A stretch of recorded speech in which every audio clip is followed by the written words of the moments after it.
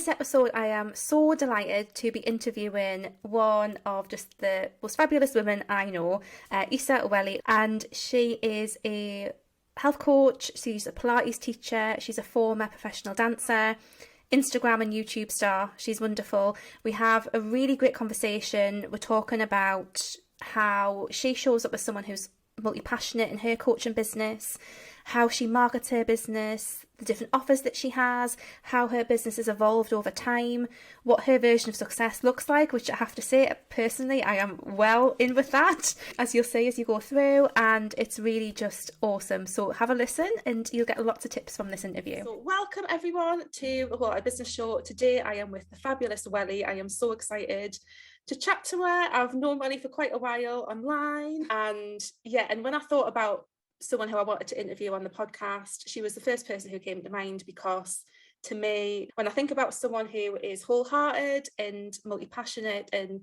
fabulous, I think of Welly straight away. So thank you so much for being here today. It's absolutely fabulous chat. So I'd love for you to tell us a little bit about yourself, about your business, about what it is that you do. I know that you have, quite an amazing career so far, but I'd love for you to just tell us a bit more about yourself.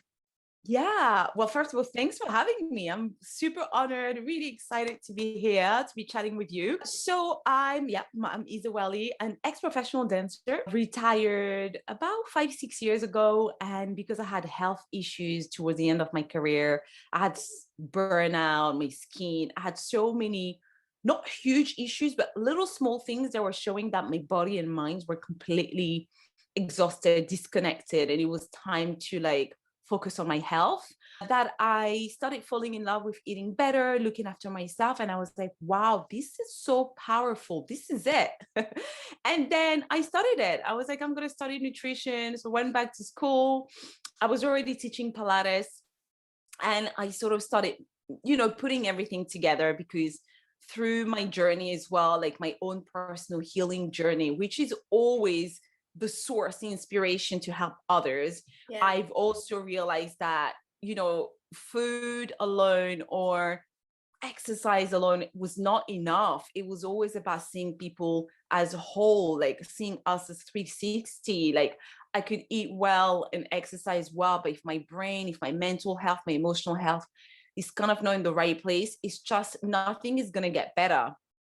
So my goal has always been to bring everything together and support people with that. So that's kind of what I do. And I touch upon a lot of things, but it's all attached to helping, another human, especially women, because these are the people I work with the most, elevate, find their places, feel better. Actually, not feel better, feel fucking good. Like, I'm like, let's feel good. Let's not just feel better. Let's feel like, yes. Yeah. So that's my energy. Yeah, it's so interesting, because I think there's a lot of women who think like, oh, I'm okay. And you kind of forget that actually you can feel so much better than that as well. So I think that's a really good message to have, isn't it? But I think so many people listening to this, I think will resonate with the holistic approach to health and helping people with that. How have you found it being able to communicate that to people, that that's what you're about? Because I think that's something that some of us who are multi-passionate kind of struggle to communicate, like the breadth of what it is that we do in a way that people can get that message, if that makes sense. Yeah, you know what, that took me a little while, and it's still something I'm working on, because obviously I started with Pilates. So really I came into the health industry with, movement, which obviously I'm obsessed and passionate about. Being an ex-professional dancer, I'm always like doing something, moving, and it's the core of the health. It's the core of what I believe in. No movement means flow, means freedom, means, your health and the energy in your body's moving. For me, there's no movement, I can't even get started. We've got to get things moving. Do you know what I mean? And so that was good to get with that. And I built, like a following and a strong community. But then when I brought nutrition, because it took me longer to study, it was not that it was hard, but it takes a little bit more time, because people have an idea of what you are, who you are, what you're selling.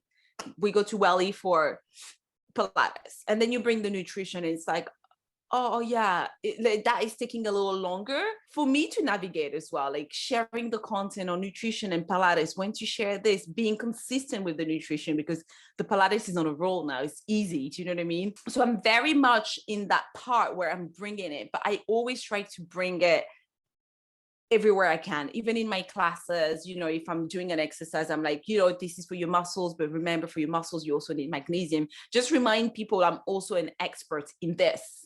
Yes. Right. Yeah, and that's it's really that good. Yeah. reminding that. But yeah, it takes a little while to manage being like bringing different things, being a multi-passionate, bringing all these things together. But it's doable, and I'm doing it. You got to be patient. I think it takes more time. If I only had Pilates to focus on, like, cool, easy. Yeah. Yeah. But with bringing the nutrition and the well-being, because I don't just talk about food, I talk about your mindset a lot. Like, I'm passionate about that. It's taking a little longer, right? But I'm super positive that I just have to keep working and finding my voice. And that finding my voice will mean finding my place and really putting myself as an expert, as opposed to just, you know, sometimes we do one thing, we're like, oh, let me try. Oh, no, just fucking go for it. Yeah. Just go. Yeah. Yeah. It's I that think that's thing. such good Just go. advice. Yeah, such good Yeah. advice. And I really love what you were saying there as well about how in your Pilates classes and things that you do kind of bring that in. So you always kind of, you're starting to bring that into what you're already doing anyway. And that just kind of starts to get people used to the fact that this is stuff that you're going to talk about, that this is part of like your business as a whole. I think that's really good advice as well. And speaking of, you were saying there that you work with women, but how would you describe the kind of people who you feel that you're best placed to support? My clients are generally, I don't know if this sounds a little bit weird, but I feel like I work with women that are pretty much kind of my age range, and I've gone through what I've been going through, I guess, because my marketing is targeted to a problem that I know, right? And I like that. I like working. I find a little bit odd when I work with someone that I've not been in your shoes before. I can do it because I've studied it, right? If you come from like where I come from, like nutrition school, do you know what I mean? The science, yeah, I can work with someone that's had cancer and this and that. But on a human point of view and experience, I have more power, I have more success, I have more, it just works better when I work with someone that I'm like, I've been in your shoes, I know the fucking shit. Because I can so relate on a different level, like I can really support them. So my clients are women that are between the mid 30s or early 30s to mid 40s average, and they're exhausted. They are flat. They're flat, they're tired, they're overwhelmed. They're often fairly ambitious women. They try to help everybody. They put themselves last. And things have just been going a little bit out of shape for them, like whether it's like digestive issues and acne, and basically they have chronic inflammation in their body that is showing up a certain way. But a lot of it is because they're not feeling well in their heads and they're exhausted. So these are the women I have been attracted a lot. And I guess these are the women I work with because 80% of my clients that's my coaching clients are women that are like late 30s. Late 30s. I'm 38 myself. So most of them are late 30s up till 45, and they're tired and they just feel stuck and they feel overwhelmed. And then we work and we start decluttering their life a little bit. Okay, we need to get rid of these thoughts. We need to get rid of that. And then we rebuild and then we energize. And it's a long process. I mean, a long process. I'm talking about a 3 to 6 month process, but it's so much more worth it and more enjoyable than my other work, which is nutritionist, which just 2 or 3 sessions, bish, bish, bash. We only talk about food and that's that. You know, with this, you get to see people grow and it's just like, oh my God, yes. Yes, no, that makes a lot of sense. And again, I think, you know, kind of working with people who have been through a similar experience to you, I think that's a really, you know, I think that's where a lot of us end up with coaching, isn't it? And as you said at the start, you know, that's the reason why you started to get into nutrition, was because you had that experience yourself. I think that's such an important thing. And, you know, again, being able to say that you've been in someone else's shoes, I think is quite key as well, isn't it? So in terms of like how you do this with people, what different kind of offers do you have in your business at the moment then? So I have, my main offer is a 3 months coaching with me, which I call Reset, Reconnect, and Thrive, which is exactly what I've just described. You know, you're stuck in your food habits, in your mind, in pretty much everything. When you get to that state where you're so exhausted, you don't even know where to start. You just need someone to help you declutter the roads and see a little bit straight ahead. So that's a 3 months program. And I'll say that's like my high price, like, you know, coaching tickets thing. Then I have my nutrition sessions. They're also one-on-one sessions. So these, you either get 2 sessions or 3 sessions spread over 2 or 3 months. And that is just pure food, right? In the Reset, Reconnect, and Thrive, we go through food. So we do nutrition, boundaries, lifestyle, sleep, mindset. It's a whole thing. You know, for 3 months, we speak every week, an hour and a half a week. We dive in now.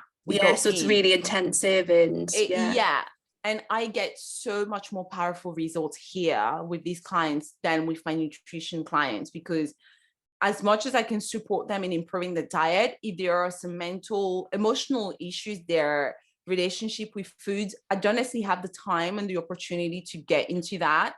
They sort of left to their own, you know, but I do that as well, which I enjoy. I love it. I study it, but eventually this will disappear out of my business. Because that's not where I thrive the most. Even though my clients get success, that's not where I'm the happiest. I love it, but you know how we have to stick to what we really are good at and make us so happy. That's something that will eventually go in the next year or so. And then next to those 2 things, I then have all my courses and programs. So many. Oh my God, I can't even. So I have all the courses and programs, from courses you study yourself to a program that I have going on at the moment, a beginner's Pilates program, a 6 weeks program online. You do your class, I'm there to support. What else do I have? I have like short nutrition, like webinars and classes. And I'm launching in the 25th of October, so in less than 2 weeks, my first sort of signature program, which is nutrition and well-being, which we've talked about actually. No, that's absolutely fantastic. I'm excited because that's like coaching and nutrition and everything, and I'm like, yes, like I'm really excited about it. It's still very new for me because that's like a group version of what I do on one-on-one. So these are all my offers. It's quite a bit going on. That's this is the multi-passionate, when you've got loads of ideas and lots of things that you want to share. This is it, isn't it? And I think it's really important what you were saying there. I think, again, isn't it about being able to let go of stuff that just isn't the right fit anymore, that doesn't light you up, that isn't the right kind of thing. And I think that's such a, especially when you do have lots of ideas and you are multi-passionate, I think you can pack a lot in. And I think that discernment for you to be able to say, well, actually, I don't think that's right for me and my business anymore, and to let that go. I think that's really a good thing. It's really, I mean, what kind of resistance have you had to that then? I mean, before that, I was teaching Pilates, as you know. I taught Pilates, and when everything started, I moved online and I had my Pilates classes, and I stopped teaching Pilates 3 months ago. Oh my God, Laura, the resistance that came up with that, the fear, the tears, the personal drama that I'm like, what were you so dramatic about? Like, can you please, like everything, because I taught Pilates for a while. It was bringing me consistent money that I knew will come no matter what. You know, it was there. I will always have people in my classes. That money will always be there. My bills will always be paid. I'll always be able to put food on the table. But I was not happy there anymore. I wasn't thriving. I've done it for years. I was like, I'm bored now. I'm bored. And I'm one of those people, I cannot for the life of me continue something if I'm not enjoying it. I can't suck it up and stay. Like I'll just suck it up. I'm like, I don't know how to do that. I cannot for the life of me do it. And I feel like it was eating me inside. So I decided to stop. I knew I was going to stop. I made the decision and I stopped. The first week was okay. The 2 weeks after, my ego, my fears, everything just came in running, not walking, running. who the hell do you think you are? Letting go of these, you're going to starve, you're going to be in the street, you're going to be homeless, like the extreme of where your brain can go. Who told you this is going to work? Like all of a sudden you're doing programs. What if no one's going to buy your program? You're not good enough. Like all these things. And I was like, what the hell is happening? Like literally I had to pick myself back up the floor, like stop crying and just be like, okay, just do it anyway. Yeah. If it doesn't work, you can go back to teaching. You would have tried. But give it your everything. And funny enough, I gave it my everything. And it was my second course launch, did better than the others. And I made like almost £4,000 from, a fairly small Pilates course of 5 classes that, and I thought, you can do this. You are good.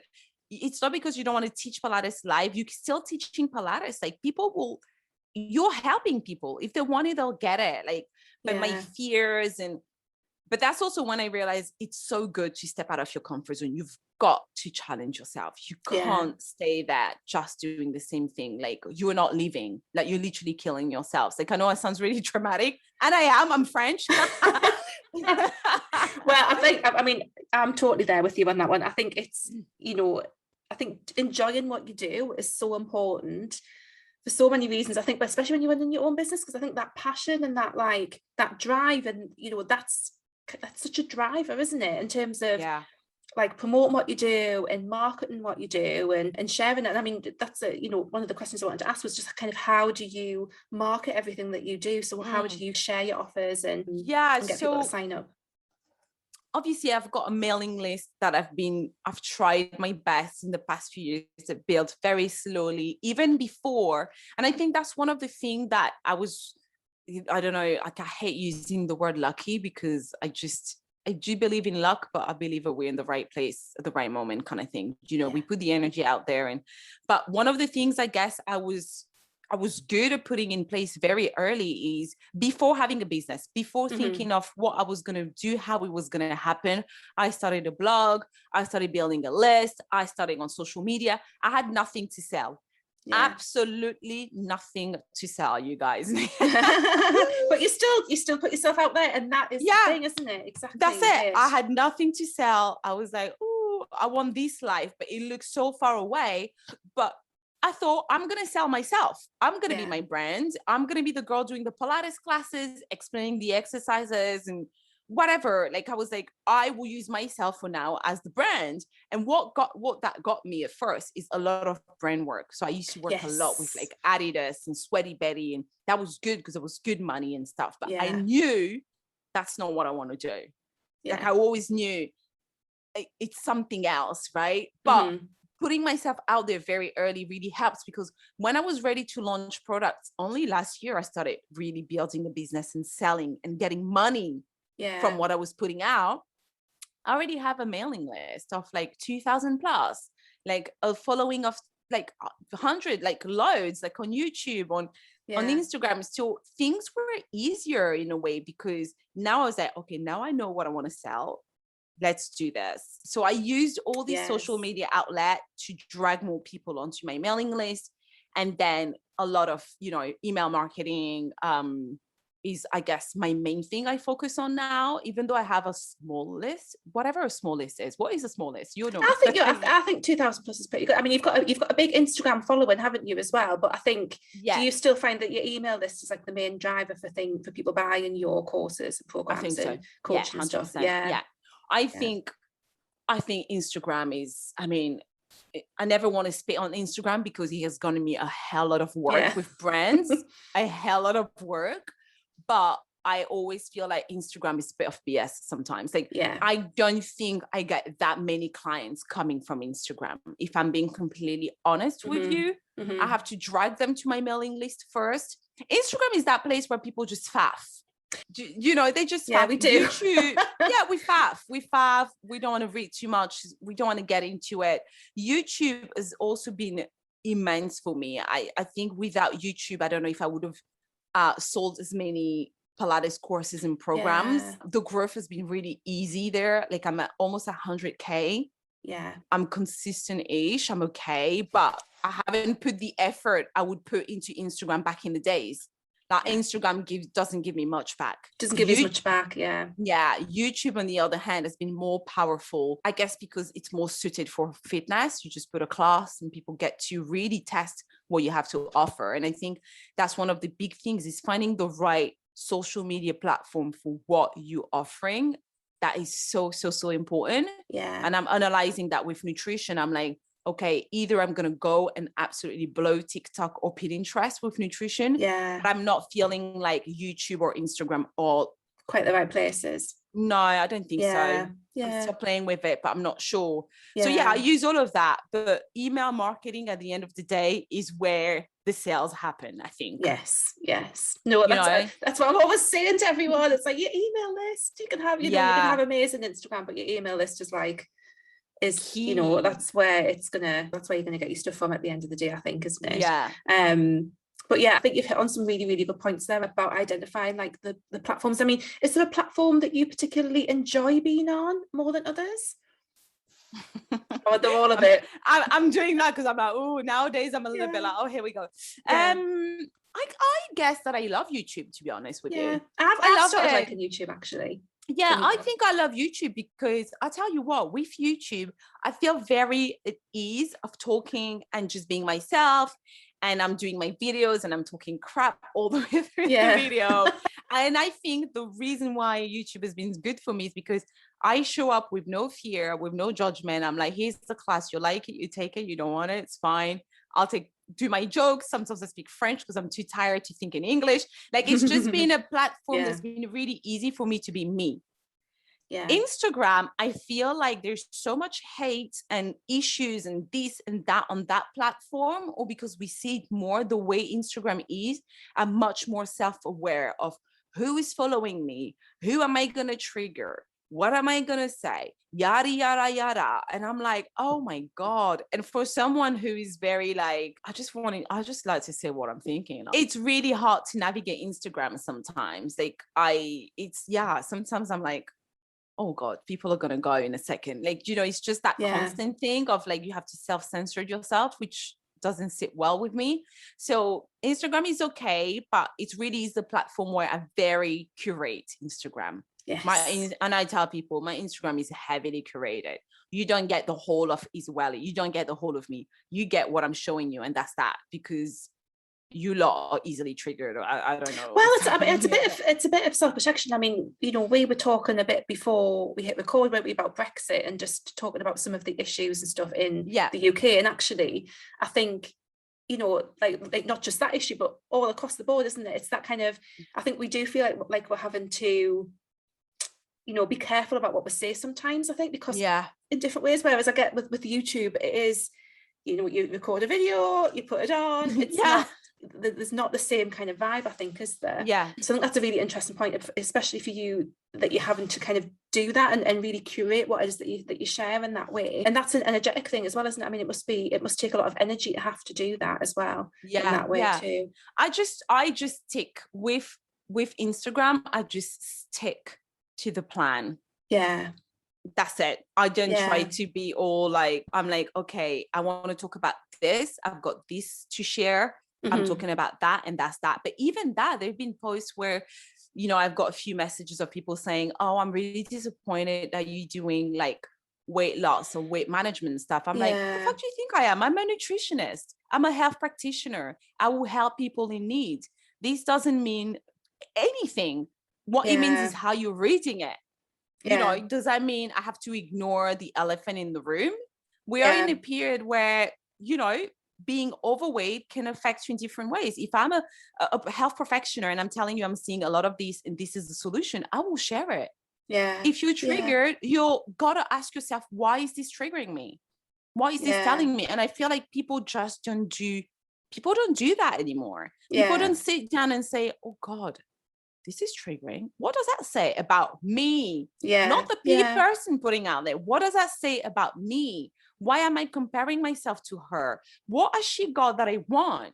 It's your problem, not her problem. But people run and put it on you and you're like, Yeah. And at the end of the day, I think if someone is triggered and they don't want to do that work to kind of figure out what the trigger is, or they just decided that and I think this is a thing again, I think when you were talking about how your work's changed direction a little bit, and it's not just Pilates and it's got these other things, like I think sometimes people find it difficult when they have an idea of what you are.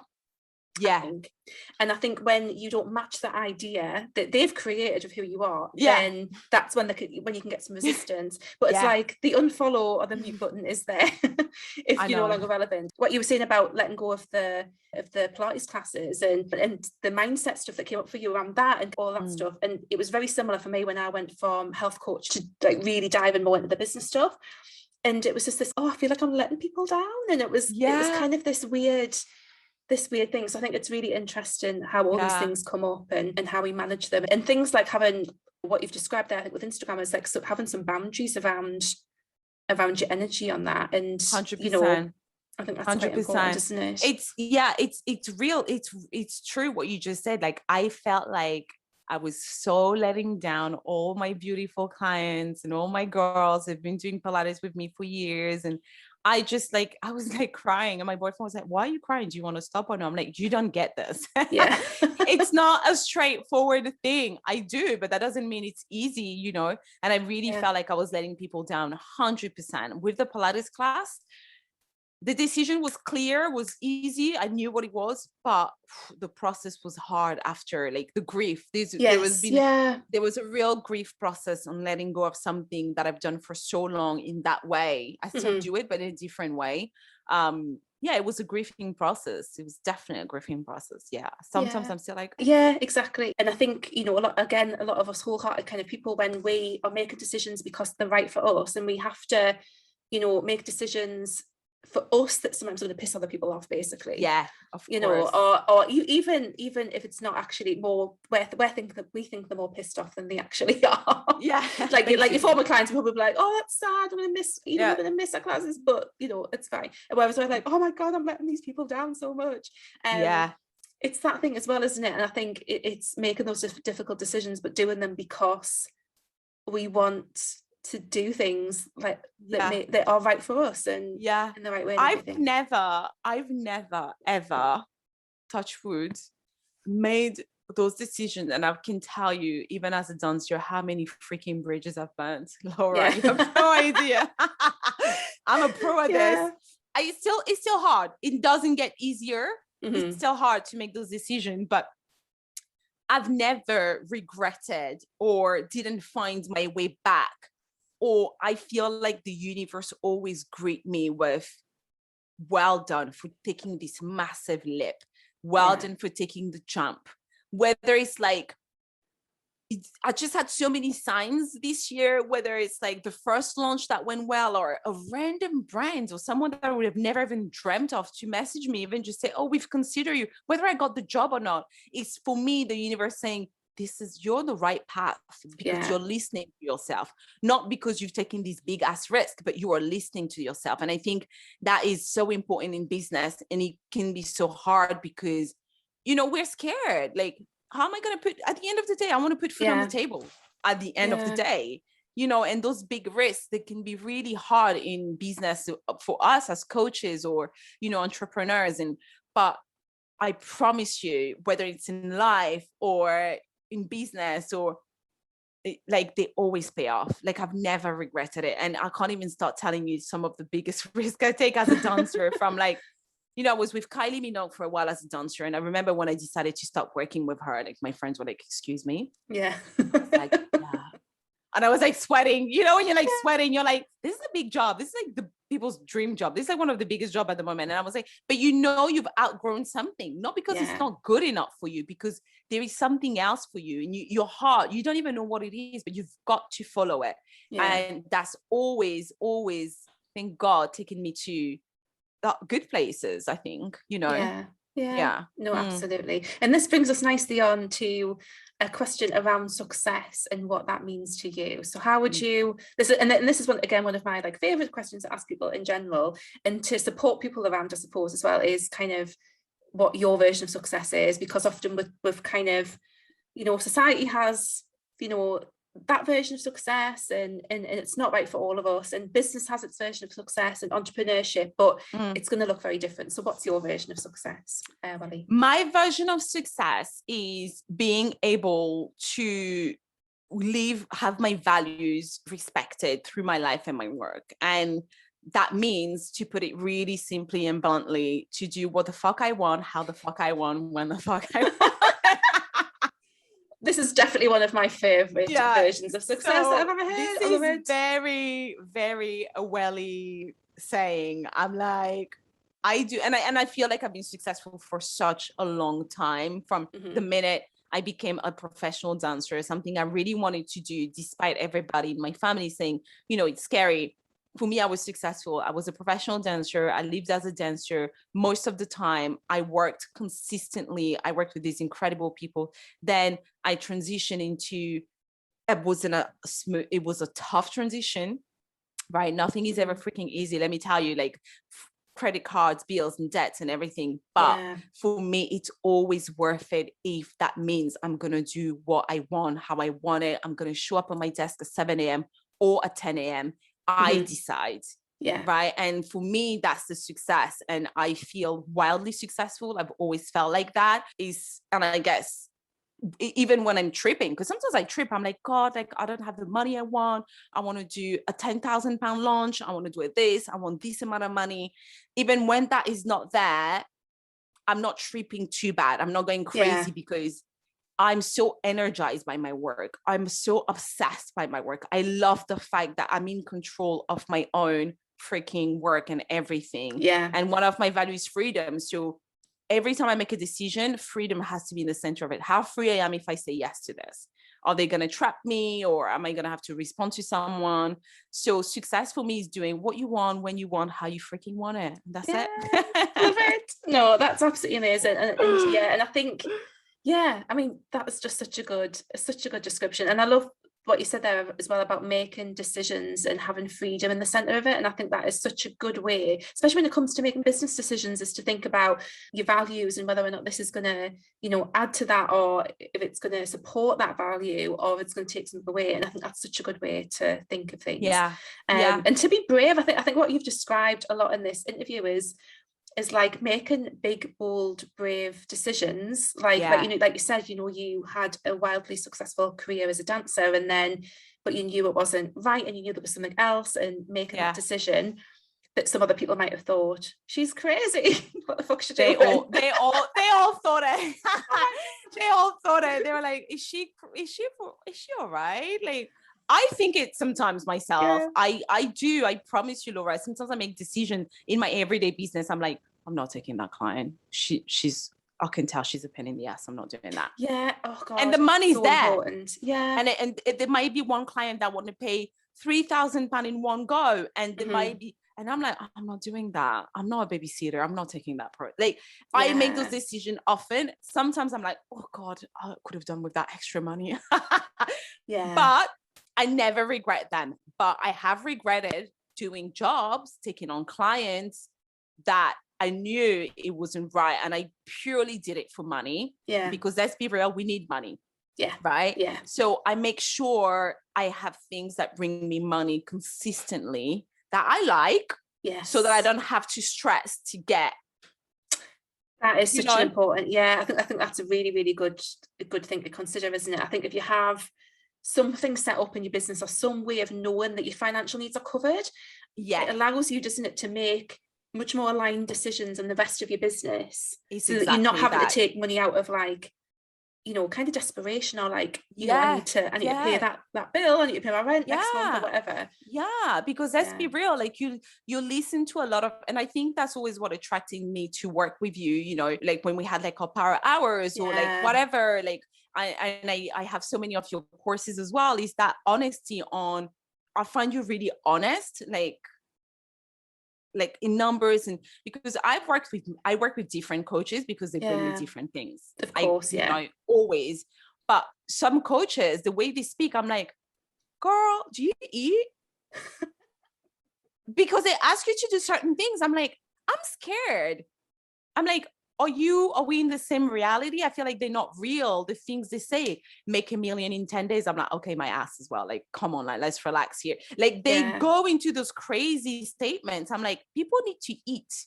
Yes. It's the first thing. We need to eat. Yeah.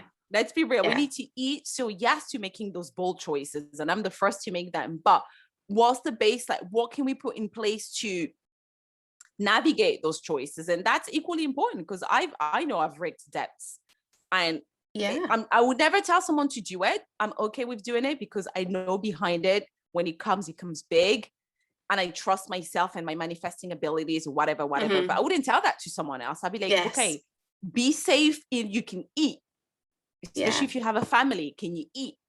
And then, okay, let's go for it. Make those choices, like, challenge yourself, it's all like a dance.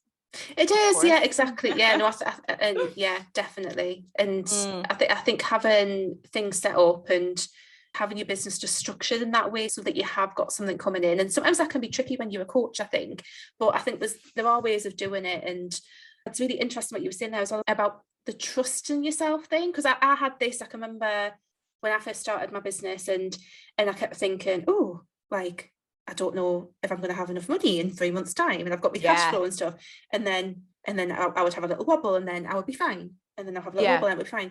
And it's now 8 years later, and I've always been fine. And it's taken me a long time to build that trust muscle, that actually I've created something in my business that can support me in that way, and I can trust that stuff is gonna whether a client's gonna materialize, or I can do a launch and I will have enough. Is that similar for you, that kind of trust? It is. And while you were saying that, I was thinking of something you said. I don't even know if you know that you said this a while back. Maybe it's a newsletter, or maybe it was like on the phone, or I don't know, you said it somewhere, or like maybe in one of your challenges, and you said something like that. If you have a good like mailing list, you know that you can make money. You said something along those lines, and I was like, she is so fucking right. Like, if you nurture your people, you're giving them from a place of like a good place, and you're supporting your people. When you have something to offer, they'll buy it. If it's good, And if you take care of your people and you grow your community, and you have that relationship with them. And I mean, like, I don't think this is like a cash point, but I think when you have built up, but exactly, when you've built up your list and when you've put the effort into it, I think it's your biggest business asset. Because you can create something, and you can kind of be, relatively sure that if you like understand the people in your community, you understand the struggles and what it is that their aspirations are, you can create something that's going to meet that, and then you know that you're going to make money, and there's going to be that exchange. I remember when you said that, and it made me feel a little bit more at peace, because I thought I've always showed up in such authentic way to my people, what's happening. I've always been as generous as I can, whether it's free workouts and videos and recipes or whatever, never from a place of, oh my God, I'm going to sell to you. So when I have something to offer, not even from a place of selling, but I know, oh, I've got the problem to your issue. Let me tell you, the exchange will be much easier, because they've been listening, I've been giving, and I'm like, this is what you need to do now. And it sort of reassured me a little bit more that I wasn't trying to make money out of freaking thin air. So I remember you said that. I can't remember how and when, but I've said it. I know I've said it at some point, definitely. But it's true. In some way, shape, or form. But no, it is, and I think definitely it does make a difference to your business, I think, if you're doing that. And it's so interesting you saying that, knowing that you've got a really big Instagram following, a huge YouTube following, that having those people back on your email list, that's where you're getting the sales from. I think that's and a really interesting takeaway for people. Because I mean, if you see, I have 25k followers on Instagram, 100k on YouTube. At the end of the day, it's the 3,000 people on my mailing list that are listening the most to what I do. They also get the most out of me. They get emails, they get my personal insight from my life and what's happening. And I feel like I'm more generous with them, and I have a real relationship. People email me back, like, we've got it's it like going. You're in a circle, isn't it? I know. I'm like, these are my people. And I want to protect them. And I'm like, oh my God, these are my people. I might not know you physically, but when they answer, like, do you know what I mean? And these are the people for whom I want to create stuff for, because people on Instagram and YouTube, they follow me for different reasons. I don't know, they just want a quick workout, whatever. I'm supporting people in a different ways on different platforms, and it's a learning process. No, as always a learning process. I'm like, oh, okay, I see it. I get it. But that's fantastic. Well, thank you so much for. I feel like I could talk to you literally like all day. I know, for hours. But thank you so much. I think there's been so many really helpful things there for anyone who's listening and watching to this today. And please do go and check out Isa-Welly on Instagram. What's your handle on Instagram again? It's Isa-Welly. So it's funny because you British people always say Isa-Welly, and I'm like Isa, but it's because I'm French. Isa. So it's ISAWELLY for the YouTube, for the website, for the Instagram. It's all the same. All the same. And I'll put the links in the description box and perfect. in the show notes as well of the podcast. If anyone wants to go and check her out, do. She's fabulous. Awesome. Come and hang out. I'll make you hang out. Join that inner circle. That basically pretty much come and be my best friend. Definitely. No, it's fine. Well, thank you so much for having me. That was so much fun.